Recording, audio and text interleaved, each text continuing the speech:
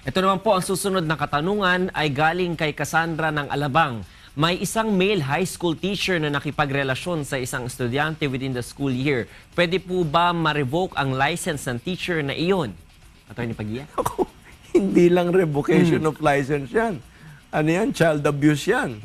Kasi minor de edad yan pag high school.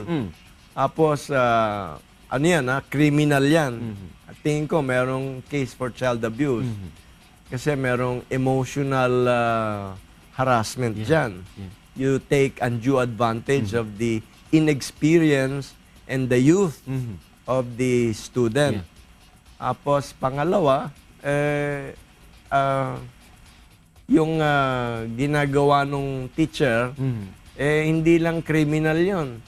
Hindi lang yung tatanggalan siya ng lisensya. Dapat siyang i-expel from the teaching profession.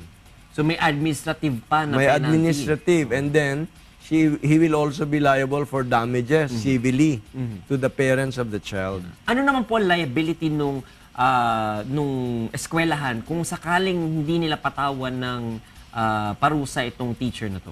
Ba, merong indirect tolerance. Hindi pwede yun.